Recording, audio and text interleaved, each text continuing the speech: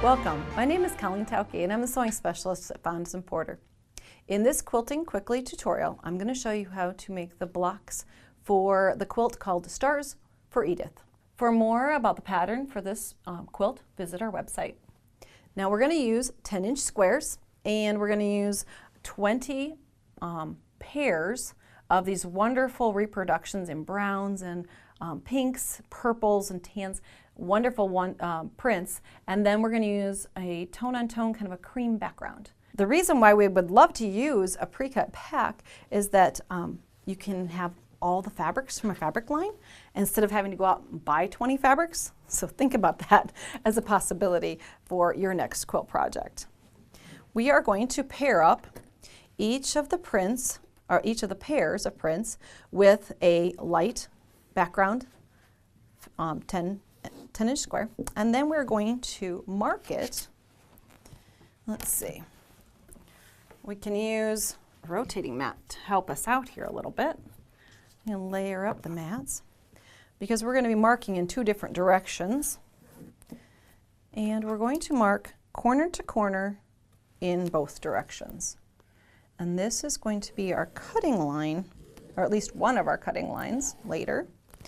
But we're going to mark one direction and then we can rotate it so it makes it a little easier for us to see here. Diagonally the other direction. Now since this is going to be a cutting line, if you feel comfortable just coming in here and stitching a 1/4 inch on each side of this, that's one way to do it. Or you can even go in and mark 1/4 inch stitching lines on each side of this drawn line that I have here. So you would have 3 lines. But if you feel comfortable enough, you can just take it like that is here, take it right to the sewing machine, and we're going to stitch in both directions 1/4 inch from that center line that I have there. So a lot of us have a 1/4 inch foot for our sewing machine that would help us stay a 1/4 inch from the line, or we've adjusted the needle position to create that 1/4 inch seam. It's a great way to practice keeping that 1/4 inch seam nice and neat all the way across the block. Now when you look at this quilt, it has kind of an antique feel, those reproduction fabrics, really soft coloring, but you could also create this quilt in batiks with a real soft background or even a bright background possibly. It would also lend itself to a kid's print or a wonderful patriotic theme possibly. It's almost endless the number of combinations you could make this quilt look completely different. Now once we've stitched the one direction, then we have to come back and stitch the other. And I did say we were using pairs of prints. It takes 2 of the prints matched up with a background fabric to make the blocks for one of the large star blocks, the Stars for Edith, that we're shooting for here. And I wanted to be able to show you all the pieces. This would be a quilt that would be extremely quick to produce since all the pieces come from just this one technique. You could even have a young person helping you out.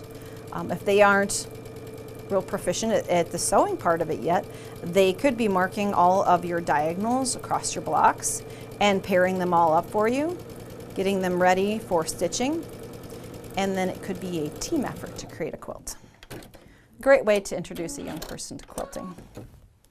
Okay, we've created now this block that has what looks like railroad tracks going in 2 directions. So what we need to do now is cut it apart.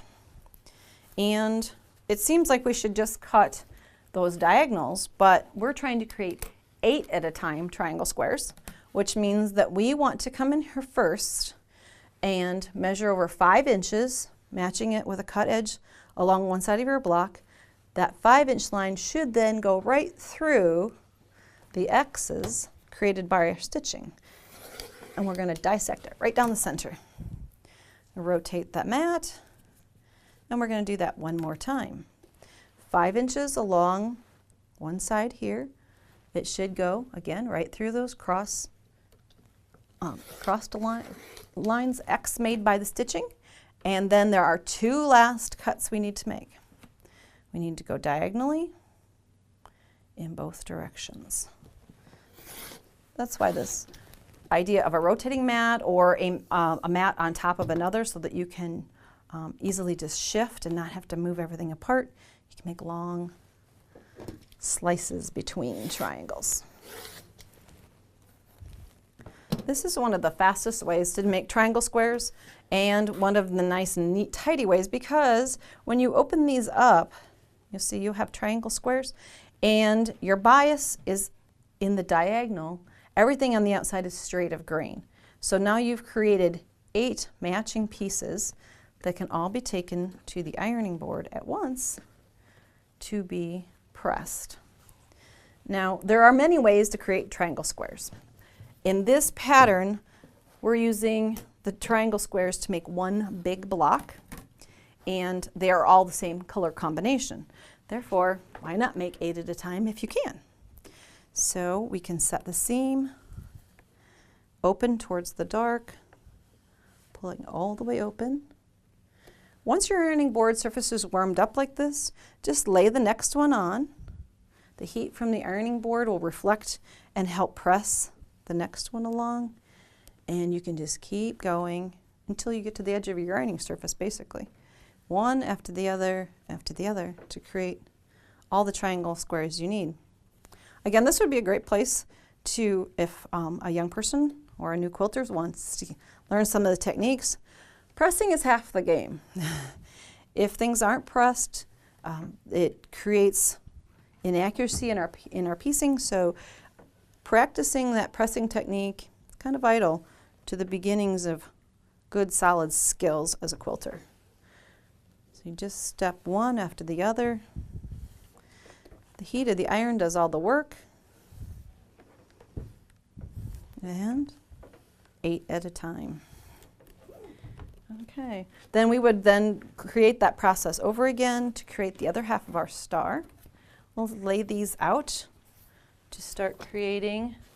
Now it's about following the pattern and the orientation in order to get the actual star. There are more patterns that you could create if you lay them in different directions. You'll have a completely unique pattern, but this is what we are going for at this point. So we would keep orienting, and then this one to the outside. And see, I have half of my block, same as this one here. The other half of my block, just cut this up, and I'd have the other half of my stars for Edith. We're just going to create rows.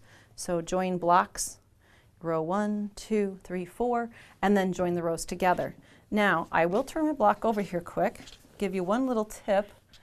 When putting all these seams together, you've got a lot of intersections, a lot of triangles coming together here.